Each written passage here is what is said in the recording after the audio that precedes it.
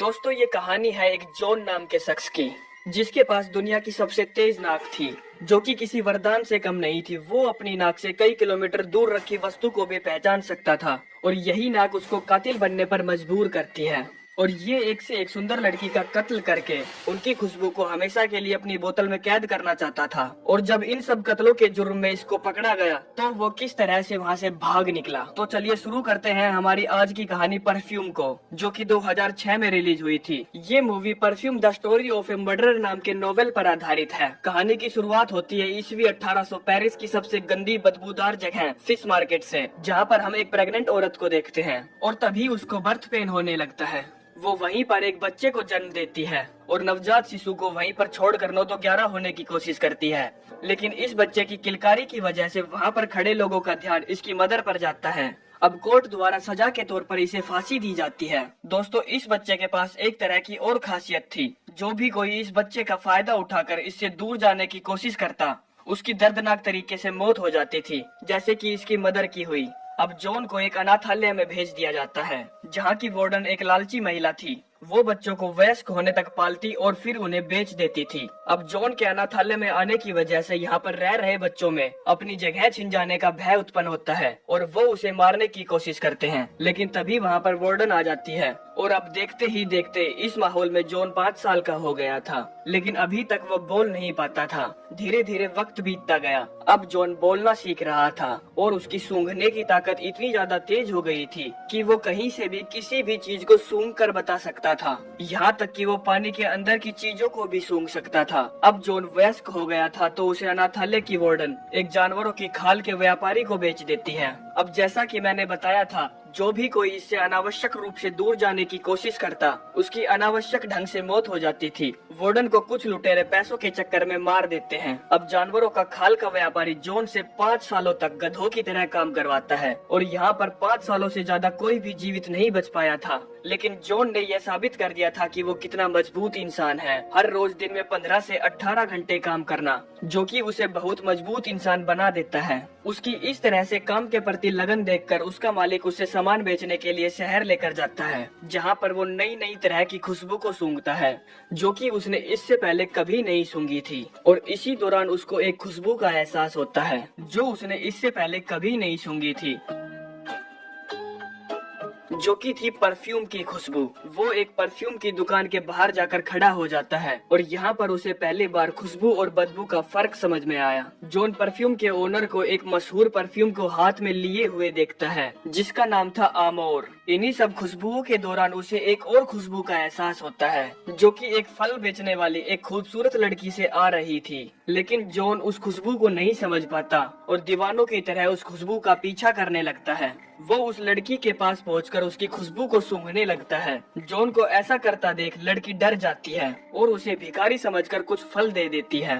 John इस खूबसूरत लड़की की खुशबू से इतना प्रभावित हो गया था कि वो उसके हाथ को पकड़कर बुरी तरह से सूंघने लगता है। खूबसूरत लड़की डरकर वहाँ से भाग जाती है, लेकिन जॉन की सूंघने की ताकत के बारे में तो हम सभी जानते ही हैं। वो उसकी खुशबू का पीछा करता है और उसके घर पहुँच जाता है और उसके करीब जाकर उसको सूंघने लगता है। लेकिन लड़की उसको देखकर चिल्लाने लगती है। वो जबरदस्ती उसको चुप कराने की कोशिश करता है ताकि कोई उसे लड़की के साथ जबरदस्ती करते हुए देख ना ले। इसी वजह से उस लड़की का दम घुट जाता है और उसकी वही मौत हो जाती है। अब वो इस लड़की के शरीर की खुशबू को सूंघने लगता है, लेकिन लड़की की मौत हो जाने की वजह से इसके शरीर की खुशबू धीरे धीरे गायब हो रही थी। ये देखकर वो हैरान था कि इस लड़की की खुशबू धीरे धीरे क्यों गायब होती जा रही है। और अब शुरू होता है इस कहानी का दूसरा पड़ाव। पेरिस में परफ्यूम की दर्जनों दुकानें थी, जिनमें से एक था बाल्दिनी, जो कि इस शहर का कभी मशहूर परफ्यूमर हुआ करता था। लेकिन मार्केट में नए नए परफ्यूम आने की वजह से इसका धंधा चौपट हो गया। अब बाल्दिनी का असिस्टेंट उस आमोर नाम के परफ्यूम का सैंपल लेकर आता है, लेकिन बाल्दिनी उसको इग्नोर कर देता है। हम देखते हैं कि रात हो जाने के बाद वो चोरी से उस परफ्यूम को बनाने की कोशिश करता है, जो कि इस शहर का सबसे मशहूर परफ्यूम था। अब बाल्दिनी चाहे कितनी भी कोशिश कर ले, वो इस परफ्यूम के एलिमेंट्स को पहचानने में असफल रहता है। और इसी रात जॉन उसको चमड़े की डिलीवरी देने आता है। वो यहाँ पर तरह तरह की महक को महसूस करता है। जॉन बाल्दिनी के शरीर से आ रही आमोर की खुशबू को सूंघकर कहता है, मैं तुम्हारे लिए ऐसा परफ्यूम बना सकता हूँ। बाल्दिनी उसको बुद्धू समझता है और उससे कहता है, तुम्हारे बस की बात नहीं, इसके लिए तजुर्बा चाहिए जो कि तुम्हारे तुम्हारे जैसे नौजवान के पास कहाँ। अब जॉन उससे कहता है कि मैं चीजों को सूंघने में बहुत ज्यादा अच्छा हूँ। और ये सुनकर बाल्दिनी जॉन से उस परफ्यूम को बनाने का फॉर्मूला पूछता है, लेकिन जॉन तो अनपढ़ था, उसे परफ्यूम में डाले जाने वाले एलिमेंट्स के बारे में क्या ही पता।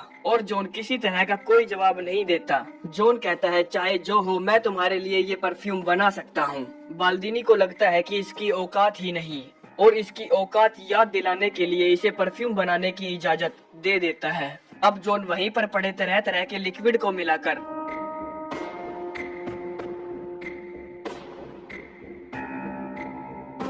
इस शहर का मशहूर परफ्यूम बना देता है। अब वो परफ्यूम बनाकर बाल्दिनी के सामने पेश करता है।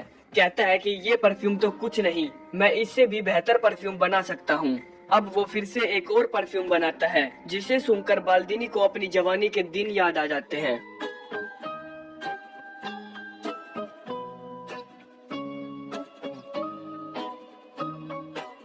और अब बाल्दिनी को उसकी काबिलियत का अंदाजा हो गया था, तो वो उसकी काबिलियत को ऐसे ही जाया नहीं कर सकता था। और अगले ही दिन बाल्दिनी जॉन को चमड़े के व्यापारी से खरीद लेता है। उसी रात शराब के नशे में पानी में डूबकर चमड़े के व्यापारी की मौत हो जाती है। अब देखते ही देखते बाल्दिनी फिर से मशहूर हो जाता है। इसकी दुकान पहले से भी ज्यादा चलने लगती है।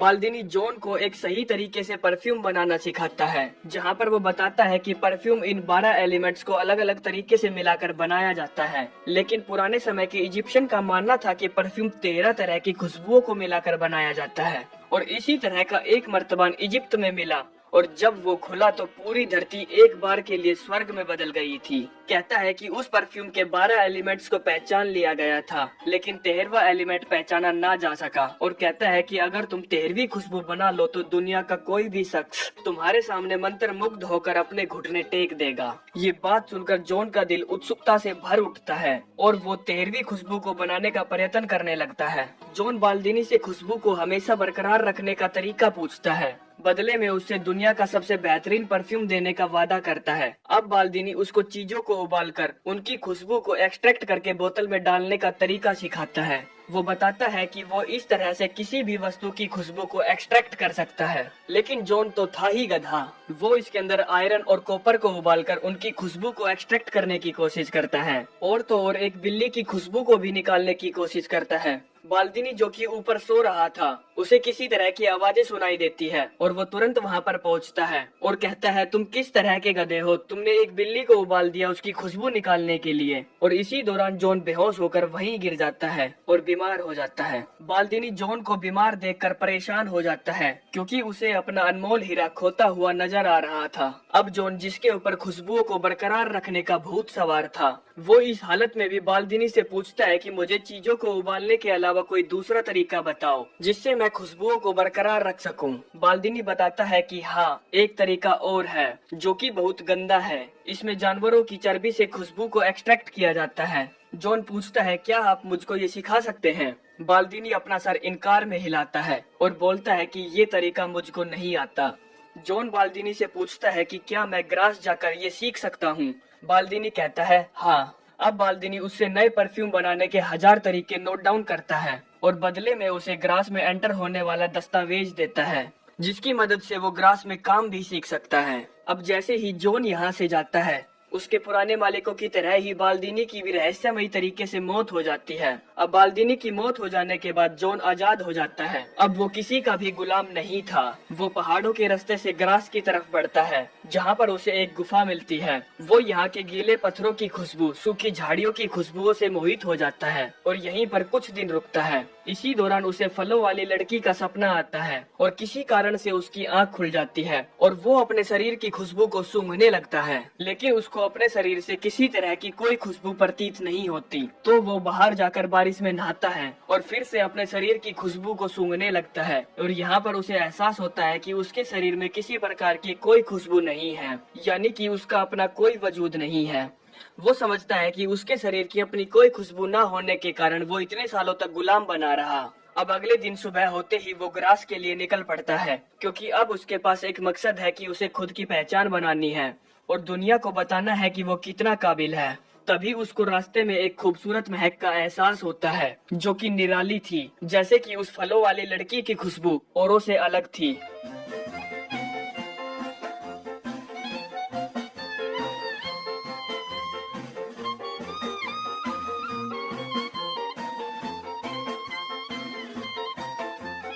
जॉन इस लड़की की खुशबू का पीछा करते हुए ग्रास में एंटर हो जाता है और इस लड़की के घर तक पहुंच जाता है, जो कि एक धनी व्यापारी की बेटी थी जिसका नाम था लोरा। जॉन यहाँ के एक व्यापारी के पास खुशबू को एक्सट्रैक्ट करने के दो तरीके सीखता है। एक तो जिसमें चीजों को उबालकर किसी भी चीज की खुशबू को निकाला जाता है, दूसरा जानवरों की चर्बी से किसी भी चीज की खुशबू को एक्सट्रैक्ट करना।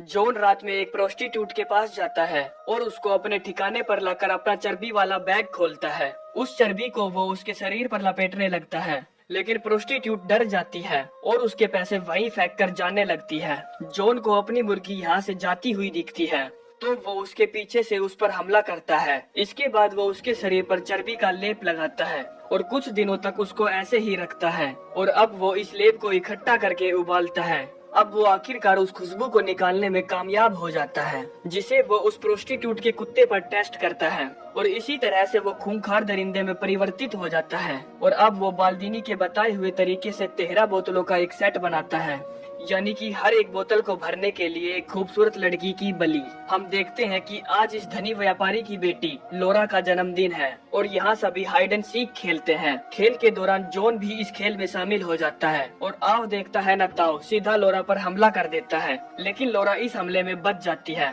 लोरा तो बच गई थी, लेकिन इस खेल में शामिल हुई दो जुड़वा बहनें जॉन का शिकार हो जाती है। हम देखते हैं कि जॉन उनको मारकर उनके शरीर और बाल से खुशबू को एक्सट्रैक्ट करके अपने सेट की 2 बोतलों को भरता है। इन दोनों बहनों की मौत की खबर पूरे शहर में फैल जाती है, जिसकी वजह से पूरा शहर खौफसदा हो जाता है और इसके बाद तो लड़कियों की मौत का सिलसिला पूरे जोर शोर पर आगे बढ़ता है। अब शहर में कर्फ्यू लगा दिया जाता है, जिससे लोग अपने घरों के बाहर बड़े बड़े ताले और लकड़ी के बड़े बड़े लकड़े लगा देते हैं। लेकिन कर्फ्यू लगाने से जॉन के ऊपर क्या ही फर्क पड़ने वाला था। वो खून पर खून, खून पर खून करता रहता है। ऐसा करके वो अपने सेट की 12 बोतलें भर लेता है। अब उसे वो 13वीं खुशबू चाहिए थी, जो उसे सिर्फ लोरा दे सकती थी। और अब जब कर्फ्यू लगाने के बाद भी खून का सिलसिला नहीं रुकता, तब ये सभी खौफसदा लोग एक मीटिंग करते हैं। तभी वहाँ पर एक पैगंबर आता है। वो कहता है कि कातिल ने अपने गुनाह कबूल कर लिए, लेकिन लोरा के पिता को ये यकीन नहीं था कि ये वही कातिल है। और ये बात वो गवर्नर से कहता है। गवर्नर कहता है कि उसने सब कुछ कबूल कर तो लिया है, अब तुमको क्या चाहिए।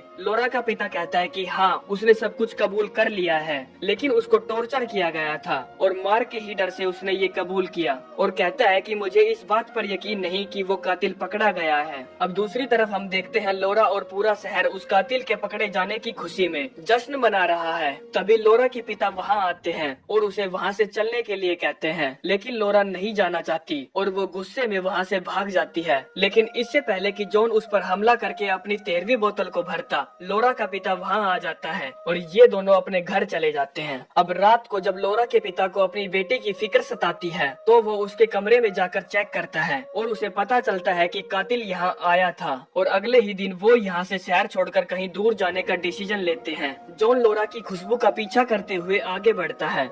दूसरी तरफ हम देखते हैं कि उस प्रोस्टिट्यूट के कुत्ते ने अपने मालिक के बाल और कपड़ों को खोज निकाला था और अब जॉन के कातिल होने का सच उसके नए मालिक को पता चल जाता है। अब पुलिस के द्वारा छानबीन करने पर यहाँ से बाकी लड़कियों के बाल और कपड़े मिलते हैं। उधर लोरा और उसके पिता एक होटल में रुकते हैं, जहाँ पर लोरा के पिता उसके कमरे को लॉक करके चाबी को अपने कमरे में रखते हैं ताकि उसकी बेटी लोरा सुरक्षित रहे। और अब कातिलों का कातिल जॉन वहाँ पहुँच जाता है और लोरा के कमरे की चाबी उठाकर उसके कमरे में प्रवेश करता है। अब अगले दिन जैसे ही लोरा के पिता उसके कमरे में झांकता है, तो अपनी बेटी लोरा की लाश पाकर वहीं पर बुरी तरह से रोने लगता है। अब जॉन ने लोरा के शरीर की खुशबू निकाल ली थी, जो कि उसके सेट की 13वीं बोतल थी। अब जॉन जैसे ही उन 12 खुशबुओं को 13वीं खुशबू से मिलाता है, तभी लोरा के पिता पुलिस वालों को लेकर वहाँ पहुँच जाते हैं और उसे पकड़ लेते हैं। जॉन को टॉर्चर करते वक्त लोरा के पिता कहते हैं, जब तुमको सजा दी जाएगी तब मैं वहीं पर रहूंगा और तुम्हें तड़पता देख मेरी बेटी की रूह को शांति मिलेगी। जॉन को सजा देने की तैयारियां की जाती है। जॉन को सजा देते हुए देखने के लिए पूरा शहर इकट्ठा होता है और अब कुछ सिपाही उसको सजा देने के लिए उस मंच पर लेकर जाने के लिए आते हैं जहाँ पर उसे फांसी दी जानी थी। लेकिन जॉन तभी उस परफ्यूम का ढक्कन खोल देता है जिसको उसने छुपा लिया था और उस परफ्यूम की खुशबू सूंघकर सारे सिपाही मोहित हो जाते हैं, यानी कि एक तरीके से वो उसके गुलाम बन जाते हैं। जॉन ने एक ऐसा परफ्यूम बना लिया था जो कि बिल्कुल परफेक्ट था, जिसकी खुशबू से वो किसी को भी अपना गुलाम बना सकता था। अब वो सजा देने वाली जगह पर एक घोड़ा गाड़ी में एक राजकुमार की तरह पहुंचता है। सभी लोग उसको देखकर बिल्कुल शांत हो जाते हैं। जॉन अब मंच की तरफ बढ़ता है जहाँ पर जल्लाद उसके पैरों में गिरकर माफी मांगता है, कहता है ये इनोसेंट है, ये इनोसेंट है, क्योंकि जॉन का परफ्यूम था ही इतना आखिरी। अब जॉन उस परफ्यूम को एक रुमाल पर लगाकर उसे हवा में लहराता है, जिसकी खुशबू सूंघकर सभी लोग मंत्रमुग्ध हो जाते हैं। वहाँ पर खड़े सभी लोग उसको फरिश्ता कहकर पुकारने लगते हैं। ये देखकर उसको पहली बार लोगों के दिल में अपनी जगह प्रतीत होती है। जॉन अपने रुमाल को उस भीड़ में छोड़ देता है। तभी वहाँ पर खड़े सभी लोग छोटे बड़े, काले गोरे, मोटे पतले काम वासना में लीन होने लगते हैं। इस दौरान जॉन को एहसास होता है कि उसने कभी प्यार को महसूस किया ही नहीं। जॉन चाहता था कि लोग उससे प्यार करें, लेकिन इस परफ्यूम की महक से वो समझ गया था कि लोग उससे नहीं, उसके परफ्यूम से प्यार कर रहे हैं। और सोचता है क्या फायदा इस कामयाबी का जब कोई प्यार करने वाला ही नहीं है। और इसी दौरान जब सभी लोग अपनी काम वासना में लगे हुए थे, वो अपना झोला झंडा उठाकर शहर छोड़कर यहाँ से निकल जाता है। कुछ घंटों बाद जब इस परफ्यूम का नशा खत्म होता है, तब पूरा शहर अपने आप को नंगा और बेइज्जत पाता है। इसी दिन लड़कियों के कत्ल के जुर्म में जॉन के इस नए मालिक को दोषी माना जाता है, क्योंकि लड़कियों के बाल और कपड़े उसी के कारखाने में पाए गए थे। इसी के चलते उसको फांसी देकर मार दिया जाता है। उसके पास अभी भी इतना परफ्यूम था कि वो इस पूरे संसार को अपना गुलाम बना सकता था। वो किसी भी राजा से उसका राज्य छीन सकता था, किसी भी आर्मी को दूसरे देश पर हमला करने के लिए प्रेरित कर सकता था, वो दुनिया का सारा खजाना लूट सकता था। परंतु जॉन की सिर्फ एक ही दिली ख्वाहिश थी कि वो आम जनता की तरह खूब सारा ढेर सारा प्यार पा सके। जॉन अपने जन्म स्थान पेरिस की गंदी फिश मार्केट में पहुंचता है, जहां पर उसकी मां ने उसको जन्म दिया था। वो वहां पर बैठे बेघर गरीबों को देखता है और ना जाने इस गधे के दिमाग में क्या आता है, वो सारा का सारा परफ्यूम अपने सर पर उड़ेल देता है। और आप सभी तो जानते ही हैं कि इस परफ्यूम की स्मेल कितनी कड़क है, जिसकी वजह से वहाँ पर मौजूद सारे इंसान उसकी तरफ आकर्षित होने लगते हैं। और इस खुशबू के असर से वो सारे के सारे उसको नोच खाते हैं। कुछ ही समय में जॉन का इस धरती से अस्तित्व मिट जाता है। इस कहानी से हमें सीख मिलती है कि प्यार ही सिर्फ वो ताकत है जिससे हम दूसरे इंसान को जीत सकते हैं। अब जॉन को ही देख लो, उसके पास इतना परफ्यूम था कि वो पूरी दुनिया पर अपनी फतह का तिरंगा फैला सकता था, लेकिन उसको ये समझ में आ गया था कि वो सभी को अपने परफ्यूम की महक से गुलाम बना सकता है, लेकिन किसी से भी प्यार नहीं कर सकता, क्योंकि वो एक ऐसी ही दुनिया से आया था, ऐसे ही लोगों के बीच में रहता था जहाँ पर किसी को भी प्यार नाम के शब्द का महत्व ही नहीं पता था। और इसी के साथ ये खूबसूरत कहानी यहीं पर समाप्त हो जाती है। तो चलते हैं, मिलते हैं नेक्स्ट वीडियो में। धन्यवाद।